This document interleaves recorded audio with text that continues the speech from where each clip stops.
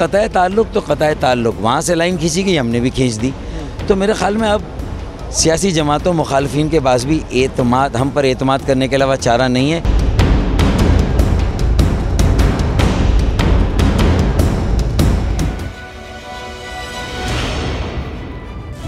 बिस्मिल्लाहिर्रहमानिर्रहीम। नाज़रीन अस्सलाम वालेकुम। आप देख रहे हैं प्रोग्राम नाइट एडिशन और आज मैं हूं आपका मेज़बान तारिक मतीन। आमतौर पर जब कश्ती डूबने लगती है तो सब छलांग लगाते हैं, मगर कप्तान आखिर वक्त तक खड़ा रहता है। लेकिन MQM पाकिस्तान ने कश्ती में सबसे बड़ा बोझ कप्तान को करार दिया और कप्तान ही को कश्ती से उतार दिया है।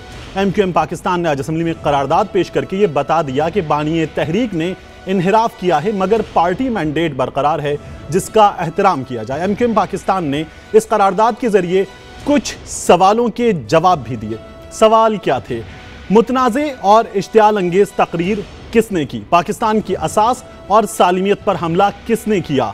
मीडिया हाउसेस पर हमला किसके कहने पर हुआ? और अपनी करारदाद के जरिए ही MQM पाकिस्तान ने वाशिगाफ अल्फाज में कहा, हर सवाल का जवाब अल्ताफ अल्ताफ। इस करारदाद के बाद ऐवान के बाहर डॉक्टर फारूक सत्तार ने कहा कि मुत्तहिदा का एक मैंडेट है जिसको गली मोहल्लों और टॉक शोज में चैलेंज नहीं किया जा सकता। इसके लिए आइंदा इलेक्शन का इंतजार किया जाए।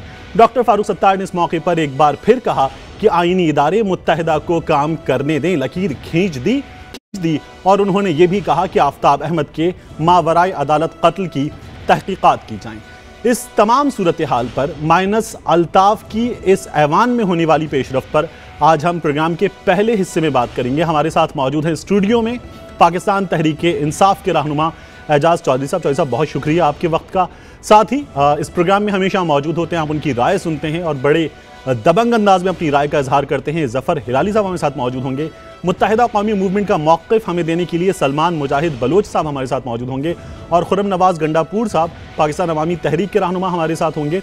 उनसे हम इस मामले पर भी बात करेंगे और प्रोग्राम के दूसरे हिस्से में जो रैलीज़ हैं उन पर भी बात करेंगे। इसके साथ साथ पाक सरजमीन पार्टी से रज़ा हारून साहब भी हमारे साथ हैं और उनसे भी उनकी जमात का हम मौक़िफ़ जानेंगे। तो माइनस अल्ताफ़ की ये ऐवान में पेशरफ्त हो चुकी। इस पेशरफ्त पर सबसे पहले चौधरी साहब, ये जो पेशरफ्त कर ली मुत्तहिदा कौमी मूवमेंट ने, ये पेशरफ्त कितनी मुखलिस लगी आपको? देखिए, मैं आपसे अर्ज़ करता हूँ, किसी के इखलास के ऊपर शक तो नहीं करना चाहिए, लेकिन MQM की तारीख़ से जो लोग वाकिफ़ हैं और अल्ताफ़ हुसैन के मुतलवन मिजाज होने के ऊपर किसी को शक नहीं है। वो एक ही दिन में 3 दफ़ा MQM से अलहदगी का ऐलान कर देते हैं और 3 दफ़ों से इख्तियार कर लेते हैं। मुत्तहिदा पाकिस्तान ने किया है। जी, मैं अर्ज़ करता हूँ ना, मैं पहले ज़रा अल्ताफ़ हुसैन साहब को ज़रा देख लीजिए ना।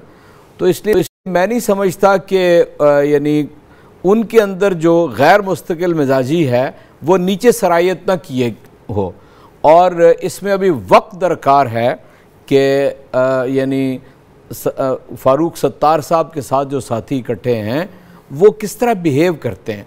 अगर तो अभी भी उनके दिलों के अंदर अल्ताफ़ हुसैन मौजूद है, जो कि अब तक तो मैं समझता हूँ है और नहीं वो निकला हुआ, तो मैं तो इसे अभी कोई ऐसा राय कायम नहीं करना चाहता कि ये सब पाक साफ देना चाहते हैं। मैं वक्त देना चाहता हूँ, बिल्कुल वक्त देना चाहता हूँ, लेकिन ये दो मैं पहले रोज़ से ये बात कर रहा हूँ। नंबर 1 कि इसको ट्राई किया जाना चाहिए अदालत के अंदर, इनके ऊपर एक मरतबा 17(2) लगानी चाहिए। इसी तरह अल्ताफ के ऊपर आर्टिकल 6 लगना चाहिए। अगर ये तो इसका सामना कर लेंगे और MQM उसमें से साफ निकल आएगी, अदालत कह दें कि ये वो लॉट है जो बिल्कुल पाक साफ है, तो हमें तो बहुत अजीज़ हैं जो पाकिस्तान से मोहब्बत करने वाले लोग हों, जो पाकिस्तान को अपना सब कुछ समझते हों, जो क्लेम करते रहे कि पाकिस्तान हमारा सबसे ज़्यादा है। हम कहते हैं आपका सबसे ज़्यादा है, लेकिन उसकी बुनियादों के ऊपर जो तशज़्ज़नी हो चुकी है उसको इतनी जल्दी, कम से कम मेरा दिल तो नहीं। रज़ा हारून साहब का भी मौक़िफ़ लेंगे। रज़ा हारून साहब, आपका मौक़िफ़, रज़ा हारून साहब से हम कोशिश कर रहे हैं रब्ता करें। खुर्रम नवाज़ गंडापुर साहब, आप भी अपनी राय दे दीजिए सर। ये तैयार हैं एजाज चौधरी साहब, पाकिस्तान तहरीक इंसाफ बिस्मिल्लाहिर्रहमानिर्रहीम वक्त दें जी। बिस्मिल्लाहिर्रहमानिर्रहीम। जैसा कि एजाज चौधरी साहब ने कहा कि हमें at this moment in time MQM को फेस वैल्यू पे लेना पड़ेगा। हाउएवर 2 चीज़ें तय हैं।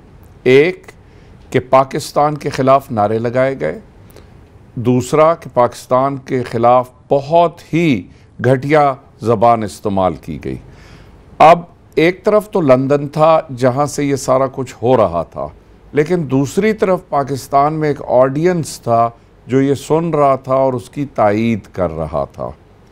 अब सवाल यह है कि वो ऑडियंस कहाँ गया, और क्या जो लोग आज खड़े होकर बात करते हैं अपनी लॉयल्टी की, वो उस ऑडियंस के लोगों को शनाख्त कराने में हुकूमत और हुकूमती इदारों की क्या मदद करेंगे और उन लोगों को कैफरे किरदार तक और करार वाकई सज़ा दिलवाएंगे? ये एक बहुत बड़ा सवाल है। दूसरी बात, सब पाकिस्तान जिंदाबाद के नारे तो लगा रहे हैं, लेकिन मैंने किसी के मुंह से अल्ताफ़ हुसैन मुर्दाबाद का नारा नहीं सुना, क्योंकि जिस शख्स ने पाकिस्तान को गाली दी, अगर उस शख्स को हम मुर्दाबाद नहीं कहते और फिर भी हम गोल मटोल बात करते हैं, उस शख्स ने अर्ली 90s में इंडिया में खड़े होकर भी इस तरह की बात की थी और उसी शख्स की जमात को, उस शख्स को आप लोगों ने वेलकम किया था अपने पिछले एहतजाज के राउंड 1 में, और आप उनके मदद के भी तलबगार थे और उनको वेलकम करने को भी तैयार थे। वो आए नहीं थे, फिर बाद में खाना लेकर आए थे। मदद हमने मोहतरम मदद हमने कभी तलब नहीं की थी। वेलकम ये होता है कि जब एक सियासी स्टेज सजता है तो आप सबको दावत देते हैं। उस दावत में जो अरबाब इख्तियार हैं, वज़ीर आज़म के लब क्यों सिले हुए हैं? वज़ीर आज़म क्यों नहीं कहते कि ये पाकिस्तान के साथ बेवफाई हुई है? वज़ीर आज़म क्यों नहीं कहते कि आर्टिकल 6 लगेगा? आज वज़ीर आला पंजाब जो उनके छोटे भाई हैं, वो कार्रवाई पूरी करने के लिए कह रहे हैं करार वाकई सज़ा दें, रेड वारंट्स इशू करें, इंग्लैंड को कहें कि अगर आप इनको वापस नहीं करेंगे, he may be a British citizen, तो आइंदा हमारा आपके साथ कोई एक्स्ट्रेडिशन ट्रीटी नहीं होगी, कोई इंटेलिजेंस क्या करे और इंग्लैंड से क्या मुतालबात जब तक आप अल्ताफ हुसैन को वापस नहीं करेंगे। गंडापुर साहब की, चौधरी साहब की बात आपने सुन ली। वजीर आजम ने कहा था पाकिस्तान के खिलाफ कहे गए एक एक लफ्ज का हिसाब होगा, ये नाकाफी है, इससे आगे जाना चाहिए? देखिए, मेरे ख्याल में आज का जो डिस्कशन है वो इंटरेस्टिंग है, और मैं अगर शुरू की बात करूं कि सब लोगों ने, देखिए बड़ी एक अजीब सी बात हो गई है कि the central figure in the drama थे अल्ताफ हुसैन साहब। अब उनको हमने निकाल के स्लॉट कर दिया है, हमने उनको गद्दार दे के स्लॉट करके निकाल दिया है। अब द सेंट्रल फिगर अब जो ड्रामा में है वो होते हैं फारूक सत्तार साहब। अब फारूक सत्तार साहब जो हैं वो क्यों मिसट्रस्ट और सस्पिशन, शक उन पे और एतबार नहीं, क्यों? मैं कहता हूं इट्स सेल्फ इम्पोज्ड, वो खुद सेल्फ इम्पोज कर रहे हैं। मिसाल के तौर पे इन्होंने उस पे हिंट किया गंडापुर साहब, वो क्यों नहीं कहते हैं मिसाल के तौर पे कि मैं क्रिटिसाइज करना चाहता हूं अल्ताफ हुसैन से? वो क्यों कहते हैं कि मैं क्रिटिसाइज नहीं करना चाहता, आई रिस्पेक्ट हिम, वो ये है? क्यों उसको ट्रीट करते हैं एज अ सेक्रेड काउ? देखिए, नो डाउट उनके दिल में कुछ फीलिंग्स ऐसे होंगे जो शायद जायज हो from his point of view, मगर when it comes to suspicion and mistrust, शक, तो वो लोगों पे इंपैक्ट होता है। और इसलिए फारूक सत्तार साहब, आपको लोग नहीं मानते इसलिए कि आप अल्ताफ हुसैन को अभी तक एक पार्टी के बानी को पार्टी से निकाल दिया, पार्टी को बानी से निकाल लिया, और ये भी कहा कि अब उनसे मुशावरत और उनकी तायीद भी नहीं चाहिए। देखिए, बड़ी अच्छी बात है। इसलिए मेरा पॉइंट ऑफ व्यू यह है, जैसे प्रीवियस स्पीकर ने कहा था, जैसे एजाज साहब ने कहा था, बिल्कुल सही कहा था। मेरे ख्याल में फिर भी फारूक सत्तार साहब को हमें लीवे देना है। उन्होंने हर अश्योरेंस उनका पूरा किया है। मुझे परमिट कीजिएगा, रजा हारून साहब ने भी हमें ज्वाइन कर लिया। रजा हारून साहब, एजाज चौधरी साहब और खुर्रम नवाज गंडापुर साहब फेस वैल्यू पर लेने को तैयार हैं डॉक्टर फारूक सत्तार को। मुत्तहिदा की आज आईनी पेशरफ पर वक्त देने को तैयार हैं। पीएसपी अब भी ड्रामा समझती है? नहीं, मुझे तो कोई हर्ज नहीं है कौन एमक्यूएम की लीडरशिप लेता है और नहीं लेता है, क्योंकि ये मेरा मैटर नहीं है, उनका इंटरनल इशू है। लेकिन जिस तरीके से वो उसको प्ले कर रहे हैं मीडिया में आकर, जिस मकसद के लिए वो प्ले कर रहे हैं, वो यकीनन मेरा इशू है कि जब वो अल्ताफ हुसैन को बचाने की कोशिश करते हैं और अल्ताफ हुसैन के हवाले से स्टेटमेंट देते हुए कन्फ्यूजन का शिकार होते हैं, यहाँ मेरा इशू बन जाता है। जब कौमी असम्बली की करारदाद मेरे सामने आती है तो मैं देखता हूँ कि ये करारदाद तो कल परसों जमा हुई थी हुकूमत की जानिब से, और आज जब मैं उस करारदाद को देखता हूं और मैं MKM की फारूक सत्तार की करारदाद देखता हूं, मैं तो देख रहा हूं कि फारूक सत्तार की करारदाद को कॉपी कर लिया उन्होंने, तो वो गवर्नमेंट की करारदाद कहां गई।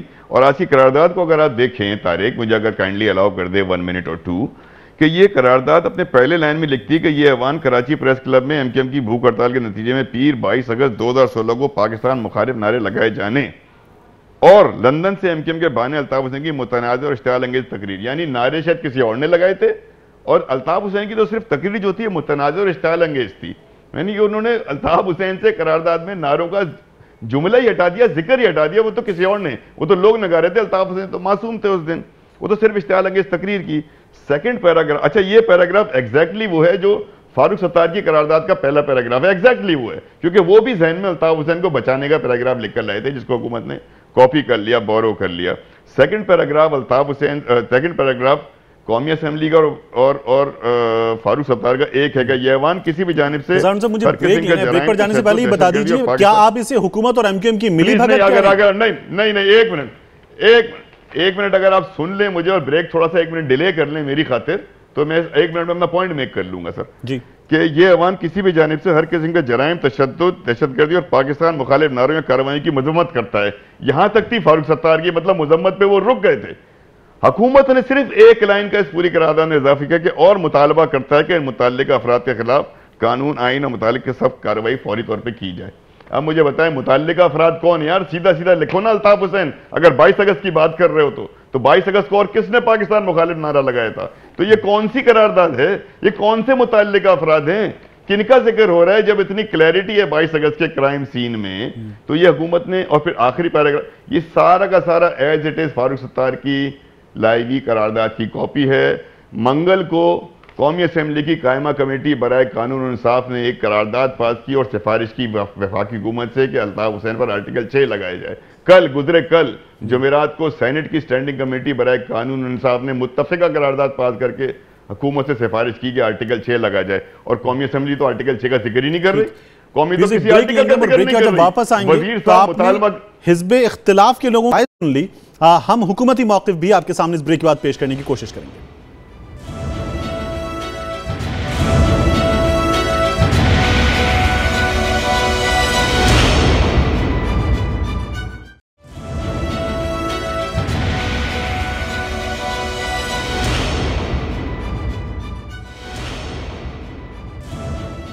Welcome back tonight edition. तो प्रोग्राम के पहले हिस्से में यह बात की गई कि मुत्तहिदा कौमी मूवमेंट पाकिस्तान को वक्त दिया जाए, लेकिन एजाज चौधरी साहब ने कहा है कि आर्टिकल 6 अल्ताफ हुसैन पर अप्लाई किया जाए। साथ ही उन्होंने ये भी मुतालबा किया कि आर्टिकल 17 की आपने बात की, 17(2) इसका भी इतलाक किया जाना चाहिए।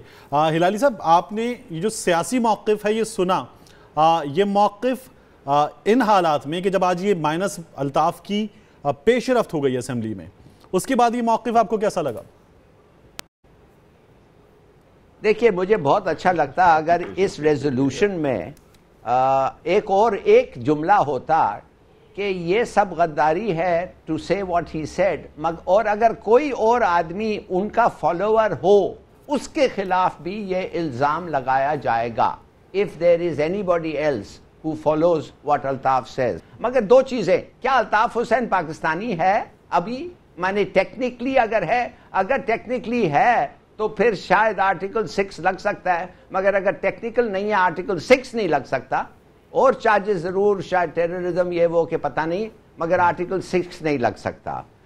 तीसरी बात ये है उनके पाकिस्तानी हैं वो, क्यों ये पॉलिटिकल पार्टीज, जी अच्छा, क्यों ये पॉलिटिकल पार्टीज नहीं चाहते हैं उनका ट्रायल हो? मैं आपको बता रहा हूं, बड़ी सीधी सी बात है, वो नहीं चाहते, इसलिए वो खुद एक्सपोज हो जाएंगे। क्या आपके खिलाफ जितना सारा एविडेंस है अल्ताफ हुसैन के खिलाफ, अगर वो सब पब्लिक हो, और my God there is a whole cupboard full of evidence, room full of evidence, माने इंडिया, बत्ताखोरी, मर्डर्स, किलिंग्स, क्या अगर ये सब पब्लिक में आ जाए और आपके पास अगर है तो बताएं पब्लिक को, उसका क्या जवाब होगा? उसके साथ क्या बातचीत हुई होगी? ये जो हमारे लीडर्स हैं इस वक्त के भी, मेरे ख्याल में, आई एम सॉरी, ये रीजन ये सब पब्लिक नहीं हो रहा है, इसलिए ये सब जो हैं ये सब मुलविस हैं इन सम वे और the other in some form of corruption.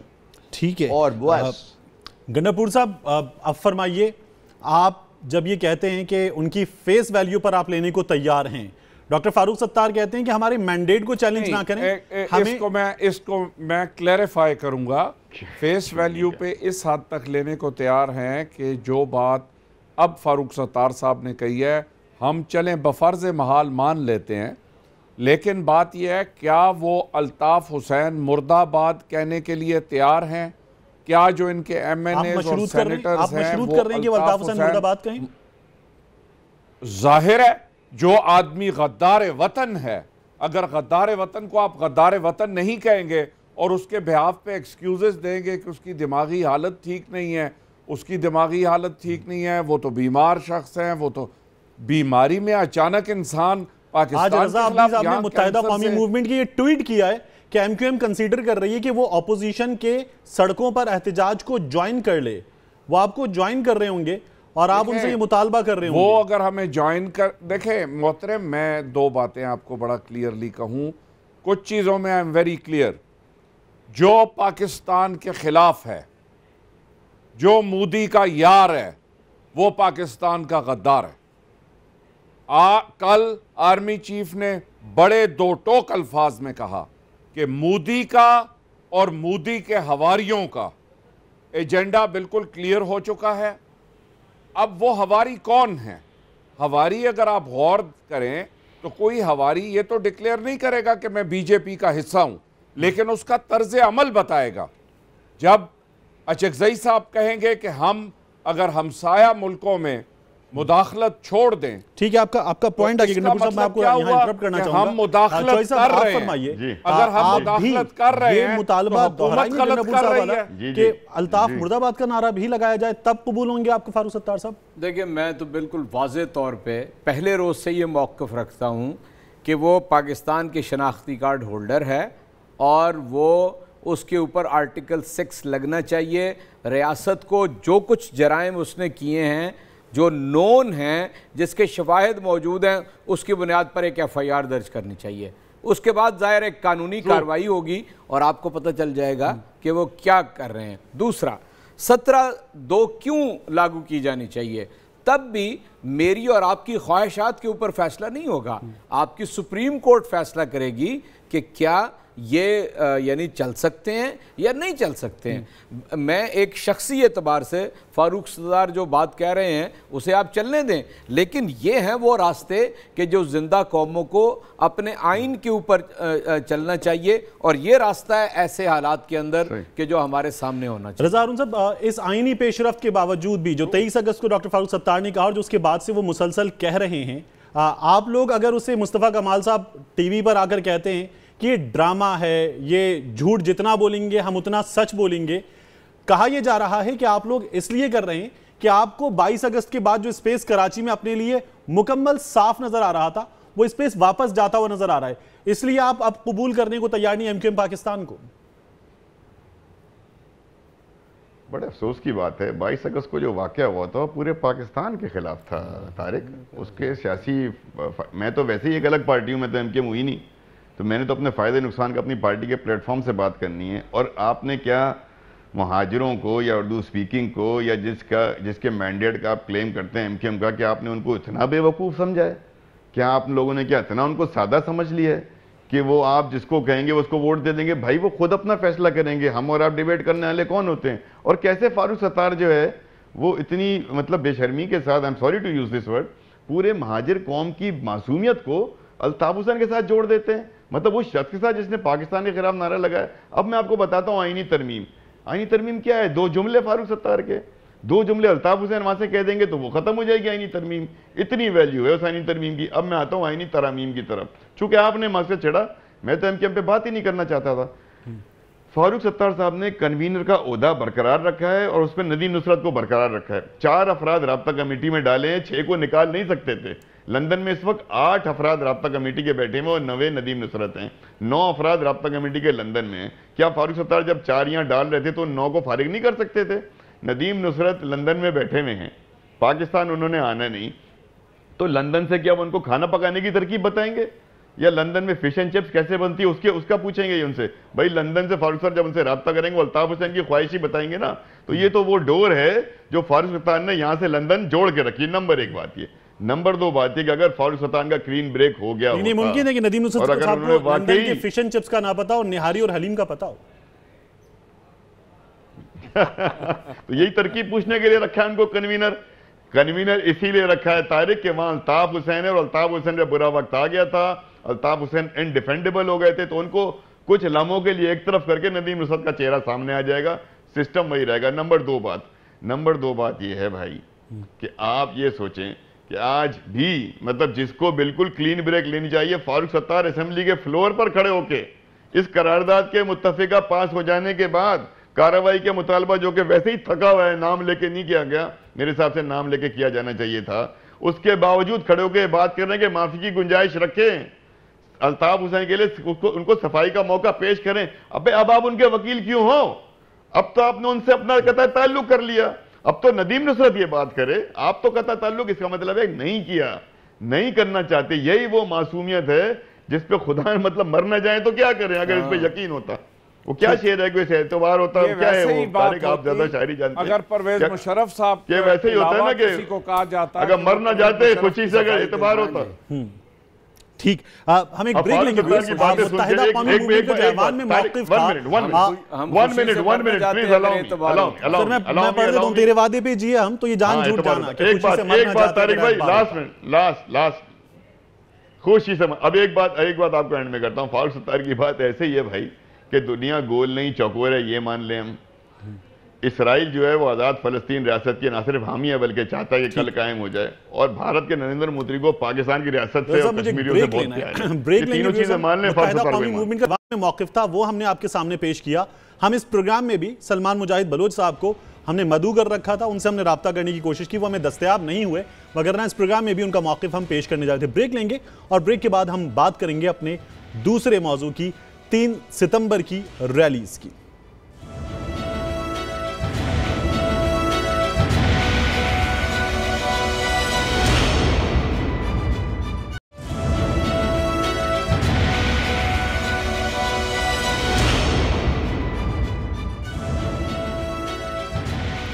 Welcome back tonight edition. कल 3 सितंबर को एक बार फिर लाहौर के इलाके शादरा से चेरिंग क्रॉस तक इस नगमे की गूंज आप सुनेंगे कि साफ चली, शफाफ चली, तहरीके इंसाफ चली। लेकिन हुआ यह है कि दिलचस्प बात यह, पहले इरादा किया गया कि एक दूसरे का थामो हाथ चलो चलो इमरान के साथ गुजरांवाला से चेरिंग क्रॉस तक, फिर ऐलान हुआ कि हाथ थाम कर मुरीद के से चेरिंग क्रॉस तक चलो, फिर मार्च सिमट कर शादरा से चेरिंग क्रॉस तक महदूद हो गया। इससे भी दिलचस्प बात यह है कि जैसे जैसे मार्च सिमटा वैसे वैसे इसका नाम फैलता चला गया। पहले इसका नाम एहतिसाब मार्च, फिर कुछ बढ़ के पाकिस्तान मार्च, और अब पाकिस्तान एहतिसाब मार्च इसका नाम है। अब पीटीआई कल अवामी ताकत का कितना भरपूर मुजाहिरा करेगी, इसका जवाब तो हमें कल मिलेगा, लेकिन चैलेंज मिल गया है आज। चैलेंज दिया है खुद वजीर आजम ने काला शाह काकू में, जहां बाईपास से गुजरने वाले नवाज शरीफ ने बाईपास का संगे बुनियाद रखा और एक बड़े इज्तिमा से खिताब भी किया। उन्होंने कहा कि वो कंटेनर पर खड़े नहीं हुए और इन तमाम हालात में अपना प्लान बदलकर कप्तान इमरान खान लाहौर पहुंच चुके हैं। इस मौजू पर भी हम बात करेंगे। तो सबसे पहले एक बार फिर चौई साहब से जान लेते हैं। चौई साहब, क्यों कप्तान ने प्लान क्यों तब्दील किया है और मार्च इतना सिमट क्यों गया है? बस तारिक मतीन साहब, पहली बात तो आप ये समझ लें कि आप सारे नून लीग वालों को ये कहते हुए वो थकते नहीं हैं कि जनाब ये जलसे जुलूस जो हैं इसके नतीजे में जमहूरियत ड्रील हो रही है, ये तरक्की रुक रही है, लेकिन वज़ीर आज़म रोज़ एक जलसा करते हैं और सारी सियासी बातें करते हैं और सारा सरकार के जो अखराजात हैं वो सरकार के यानी टैक्स पेयर के पैसे से आ रहे हैं। पहली बात तो आप ये समझ लें। देखें, मंसूबों के इफ्तिताह के मौके पे ये जो जाहिर है तो जलसा कोई तरीका ही होता है ना। हम भी तो ये मंसूबे के इफ्तिताह ही कर रहे हैं कि इस मुल्क के अंदर इतना बड़ा इंकिशाफ हुआ कि एक डाका पड़ा, पनामा पेपर्स ने इंकिशाफात किए, कोई उसकी कोई FIR लिखनी चाहिए, उसको कोई गिरफ्त में आना चाहिए, कोई कानून बनना चाहिए उसको पकड़ने के लिए। हम भी एक कानून बनाने को तैयार है, मजबूत तरीन कानून, ये मानते ही नहीं। कोई आप मुझे बताइए, 4 माह गुजर गए, वज़ीर आज़म डंके की चोट कहते हैं कि जनाब मैं हाजिर हूँ एहतसाब के लिए, निज़ाम बनने को ही नहीं देता। अब आप बताइए कि यानी ये कहाँ नीयत की खराबी जो है वो हमें किस तरफ लेकर जाएगी। बाकी आपने अब इस सवाल का जवाब सिर्फ तहरीक मैं आपसे अर्ज करता हूँ, ये सिर्फ तहरीक इंसाफ का नहीं है, मुल्क की तमाम अपोजिशन जमातें यहाँ लाहौर के अंदर भी और उधर रावलपिंडी के अंदर भी मुश्तरका मार्च कर रही हैं। पूरी कौम इस वक्त मुतवज्जो है। नवाज शरीफ साहब अकेले, गुजरांवाला, मुरीद के शादरा मार्च बहुत छोटा हो गया। मैं आपसे अर्ज करता हूँ, लेबर विंग अलग हो गया, कुछ लोग नाराज हो गए। इसको चूंकि पैदल ज्यादा चलना है, ठीक, और ये तजावीज़ होती हैं, कोई कहता है जी गुजरांवाला से कर लें, कोई कहता है काले शकाकू से कर लें। जो हतमी हुआ वो यही हुआ कि शादारा से हम निकलेंगे, ये भी 8-10 किलोमीटर का रास्ता है और 8-10 घंटे इसे अगर चलना है तो मैं समझता हूँ बहुत होगा और लाखों लोग इसका हिस्सा होंगे इंशाल्लाह। लाखों लोग आप सुबह देख लेंगे। ये तहरीके इंसाफ पे कितनी कुर्सियां ऑर्डर की? मैं आपसे अर्ज करूं, कोई कुर्सी नहीं होगी, सब लोग पैदल चल रहे होंगे और खड़े होंगे। ये मैं आपसे अर्ज करता हूँ, इल्ला ये कि कोई खवातीन के लिए या किसी बुजुर्ग के लिए कोई कुर्सी वहाँ रखी हुई हो। मैं आपसे अर्ज करता हूँ, मैं चैलेंज करता हूँ नून लीग को। मैंने 3 जलसे किए तहरीक इंसाफ ने मीनार पाकिस्तान, ये एक करके दिखाएं। ठीक है गंडापुर साहब फरमाइए, कल आप रावलपिंडी में सड़कों पर होंगे, शेख रशीद साहब क़यादत कर रहे होंगे, कादरी साहब के कहने के मुताबिक मार्च निकाल लेंगे, आप लोग सड़क पर आएंगे, खिताब करेंगे, फिर मकसद कैसे हासिल करेंगे? पहले भी आए थे आप लोग, मकसद हासिल नहीं कर सके थे, मकसद कैसे हासिल होगा? मैं आपसे सिर्फ एक सवाल पूछना चाहता हूं, क्या हक की बात करनी चाहिए या मेजॉरिटी ओपिनियन? अगर एक कत्ल गारत हुई मॉडल टाउन में और मेजॉरिटी पार्टी मुस्लिम लीग है, वो हमको इंसाफ देने के लिए तैयार नहीं है, तो क्या हमको इंसाफ से नाउमीद हो जाना चाहिए? मसला कश्मीर 70 साल से पड़ा हुआ है, तो क्या वक्त के साथ हमें उस मसले से दस्तबरदार हो जाना चाहिए? क्या हमें सच्चे मौक़िफ़ से हट जाना चाहिए? क्या मॉडल टाउन में दहशत गर्दी नहीं हुई? मसला कश्मीर पर कश्मीरी 70 साल से कातिलों को पकड़ा गया है? यहाँ पर आप लोग 2-3 बार मुल्क में आकर चले गए। अप्रैल में इनके पनामा का मसला उठा था और ये लोग अब सड़कों पर आ रहे हैं। मौसम का फल मौसम में नहीं खाया आपने। नहीं, I am very sorry to say, जहां तक मॉडल टाउन का मामला है, इस पूरे पाकिस्तान में एक शख्स ऐसा नहीं है जो कह सके कि मॉडल टाउन में पुलिस की दहशतगर्दी नहीं हुई। और इस पूरे पाकिस्तान में बहुत सारे लोग हैं जो ये सवाल उठाते हैं कि कादरी साहब बार बार आते हैं, बार बार चले जाते हैं, अपने इतने प्यारों का एहतिसाब डट के क्यों नहीं लेते? सवाल उठाएं या ना उठाएं, मैं एक सवाल आपसे पूछता हूं कि अगर एक वकील रह जाए तो कत्लो गारत गरी की बस इजाजत हो जाएगी? बिल्कुल नहीं होगी। ये कमाल का मंतक है कि यानी मॉडल टाउन के अगर कादरी साहब मुल्क से बाहर चले जाएंगे तो मॉडल टाउन के 14 शोहदा जो हैं उनके वरसा को इंसाफ नहीं मिलेगा। क्या आप नहीं, लेकिन फिर उनका एहतिसाब, उनका हिसाब लेने के लिए खड़ा होने वाला अगर कब्र खुदवा लेगा या कफन लहराएगा तो फिर उसका मुल्क से बाहर जाना सवाल उठाएगा। मुझे इजाजत दीजिएगा हिलाली साहब, फरमाइए। ये एतराज तज्जियाकार, तबसरा निगार खुद भी उठाते हैं हिलाली साहब। मॉडल टाउन के हद तक हमें इंसाफ चाहिए, हम इंसाफ लेंगे, हम किसास लेंगे। ठीक सर, आपका पॉइंट आ गया, मैं हिलाली साहब का जवाब ले लूं। का ये हुक्म है, अच्छा नहीं, कुरान पाक का ये हुक्म है, मैं आपको पढ़ के सुना देता हूं। अगर वो गलत है, कुरान पाक में कहा गया है कि ए ईमान वालों, किसास में तुम्हारे लिए जिंदगी है ताकि तुम तबाही और बर्बादी से बचो।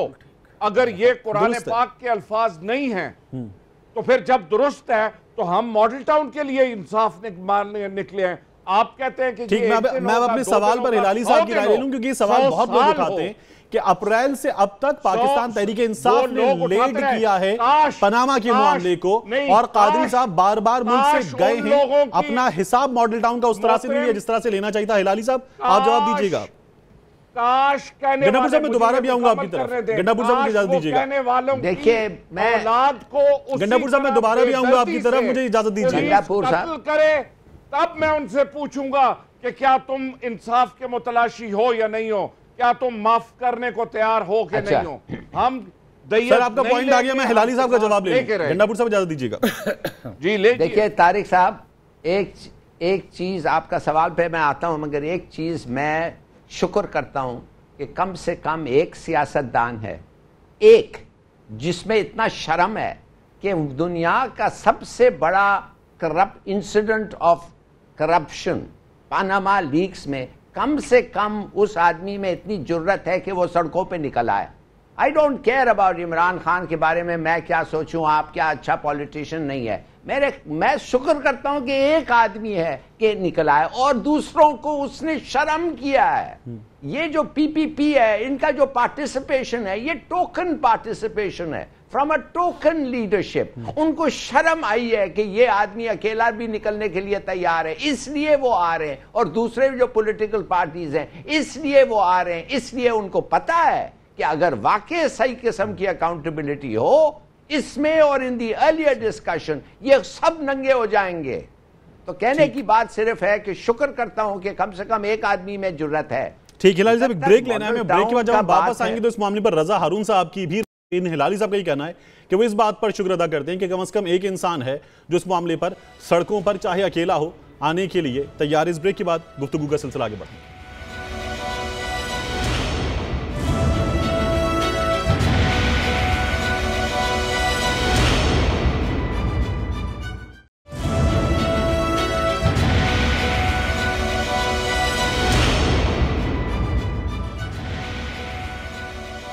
Welcome back. 3 सितंबर की रिलीज हमारे प्रोग्राम के दूसरे हिस्से का मौजू। रजा हारून साहब, आप डिस्टेंस पर हैं, इन रैलीज में अफरादी कुव्वत ऐड ऑन कर सकें या कोई रोल प्ले कर सकें, इससे डिस्टेंस पर हैं, लेकिन आपकी जमात का मौक़िफ़ क्या है? बहुत क्लियर है। दोनों मौक़िफ़ जो हैं, खान साहब का भी जो मौक़िफ़ है करप्शन के ख़िलाफ़ और एहतसाब के ख़िलाफ़ और ख़ुसूसन पनामा लीग से ख़िलाफ़, मैं एग्री करता हूँ ज़फ़र हिलाली साहब से कि इट्स रियली शेमफुल यार, इट्स स्टूपिडली, मतलब इतना ज़्यादा है कि हम इसको बेवकूफ़ाना तरीके से शेमफुल कह सकते हैं कि यार हमारी पार्लियामेंट तारिक भाई अप्रैल से इस इशू को खींच रही है रबड़ की तरह, और खींचते खींचते इसको सितंबर में ले आई है। और सितंबर में 2 रोज़ कबल में कुछ पार्लियामेंटेरियंस को, आई एम सॉरी टू से, मैं नाम नहीं लूँगा, सीनियर पार्लियामेंटेरियंस हैं, और 5 महीने बाद हमें एक ऐसे इशू पे जिसमें 2 दिन में फैसला हो सकता है, अगर ज़फ़र हिलाली साहब ऐसे आदमी को बिठा दो, सारे TOR आपको 1 घंटे में बना के दे दें, वो बाहर बैठकर खड़े होकर हमें 5 महीने बाद पार्लियामेंटेरियन सीनियर कह रहे हैं जी चूंकि अब इतना ज़्यादा मामला ख़राब हो चुका है, कोई आता नहीं है और इतनी देर हो चुकी है, तो TOR कमेटी को आप बेकार ही समझें, अब सड़क पे फैसले होंगे। लेकिन मैं चाहूंगा कि यहाँ अप्रिशिएट करूँ इमरान सर, लगे हाथों जहाँ आप अप्रिशिएट कर रहे हैं इमरान खान साहब वाली ये बात, लगे तो ये भी बता दीजिए, पाकिस्तान जिंदा मार्च, जिंदाबाद जलसा करने जा रहे हैं वो यहां पर, तो आप साथ देंगे? बिल्कुल, पाकिस्तान जिंदाबाद नारे का साथ देंगे उनका। नहीं, नारे का तो साथ देंगे, जलसे का भी साथ देंगे। जो नहीं देगी, क्योंकि नारा एक ही पार्टी है जो नहीं देगी, जिसके कायद का ये नारा नहीं है। अब आ जाते हैं जलसे का भी साथ देंगे। सेकेंड इशू इससे ज़्यादा सीरियस है अपना पाकिस्तान अवामी तहरीक के दोस्तों का, और वो इसलिए सीरियस है कि उसमें किसास का मामला है, उसमें 14 अफराद की शहादतों का मामला है, और उस इशू में बिल्कुल प्रोग्रेस ना होना। आप ये याद रखें कि उस इशू में जो FIR कटी है, लॉन्च हुई है आफ्टर धरने के इतनी कोशिशों के बाद, वो प्राइम मिनिस्टर आपकी जमात का मौक़िफ़ वाज़ेह है और आपने वो मौक़िफ़ रख दिया। एजाज चौधरी साहब फरमाइए, सड़कों पर आ जाएंगे, खिताब बिल्कुल के साथ मिलना चाहिए, बिल्कुल इंक्वायरी होनी चाहिए, उसके बाद चले जाएंगे, मकसद कैसे हासिल करेंगे? देखिए, मैं आपसे अर्ज़ करता हूँ, एक तो मेरा 2-3 दफ़ा आपने ये फरमाया है कि जी वो पनामा पेपर्स का इशू है और उसके बाद कुछ हुआ नहीं है। एक लम्हा मुझे याद है कि हमें ये बताया जा रहा था कि पार्लियामेंट के आप जो है फ्लोर को इस्तेमाल करें। चुनांचे हमने तमाम अपोजिशन से मिलके कम से कम 2 माह ये कोशिश की कि हुकूमत किसी मुश्तरका TORs के ऊपर आ जाए और कोई ऐसा निज़ाम वज़ा हो जाए। यहाँ तक इमरान खान ने कहा कि जिन TORs के ऊपर आप वज़ीर-ए-आज़म का तो हमारे सामने मेरा सवाल अब भी रह जाएगा, ठीक है, कि मकसद कैसे हासिल करेंगे? सड़क पे आएंगे, रैली निकालेंगे, खिताब करेंगे, घर चले जाएंगे। मैं आपसे अर्ज़ करता हूँ, मकसद कैसे हासिल? ये एक रैली है, इसके बाद एक और रैली है। जिस दिन हम यहाँ लॉकडाउन करेंगे ना शहरों का, ये हुकूमत इनके लिए करना मुश्किल हो जाएगा। इवेंचुअली शहरों का लॉकडाउन करेंगे, ज़ाहिर है, ऑफ कोर्स हम अपनी एहतजाजी तहरीक को पुरअमन तरीके से आगे बढ़ाएंगे। ऐसा नहीं हो सकता कि इसको दरमियान में छोड़ दें। और मैं बार बार एक बात आपको कहता हूँ, तहरीक इंसाफ तनहा नहीं है, पूरी गंडापुर साहब मैं आता हूं, अपोजिशन पार्टी, हिलाली साहब पूरी अपोजिशन पार्टी हमारे शहरों साथ का है। लॉकडाउन करेंगे और अपना मकसद हासिल करेंगे, आपको लगता है मकसद हासिल कर लेंगे इस तरह? मेरे ख्याल में बिल्कुल करना चाहिए, उनका हक है। ये तो मैं समझता हूं इट्स माइनर गुजरात जो मूडी एस्केप किया है, मूडी ने taking advantage of his position, उसने जो गुजरात में हरकत की थी, 2000 मुसलमान मारे गए थे एंड ही एस्केप पनिशमेंट। इधर भी तो जो लोग रिस्पॉन्सिबल हैं वो पनिशमेंट उनको नहीं मिल रहा है, किसी को नहीं मिल रहा है। इस इन अ सेंस वो तो एक एरोनियस वर्डिक्ट था, ये तो वर्डिक्ट आने नहीं दे रहे हैं, ये तो matter is not even going to trial. मैं समझता हूं गंडापुर साहब आप कुछ कहना चाह रहे थे, अपना पॉइंट रखिएगा, हमारे पास आखिरी मिनट है में सबसे बड़ा दब्बा है। जी गंडापुर साहब। हम जी दो चीज़ें कहते हैं, एक तो कहते हैं पाकिस्तान जिंदाबाद, मोदी के यार मुर्दाबाद, जो पाकिस्तान के हक में नहीं बोल सकते वो सारे के सारे मुर्दाबाद। पाकिस्तान बना था, पाकिस्तान रहेगा, पाकिस्तान के दुश्मन गर्क होंगे और उनमें वो सारे मोदी के हिमायती जो मोदी के साथ पगड़ियां खुर्रम नवाज गंडापुर साहब, एजाज चौधरी साहब, रजा हारून साहब और जफर हिलाली साहब, आप सभी का शुक्रिया। इस बात पर इत्तेफाक है कि एहतिसाब होना चाहिए और पाकिस्तान तहरीक इंसाफ का यह कहना है कि इवेंचुअली वो शहरों को लॉकडाउन करेंगे और अपना मकसद हासिल करके दिखाएंगे। नाइट एडिशन से तारिक मतीन आपसे इजाजत चाहता हूं।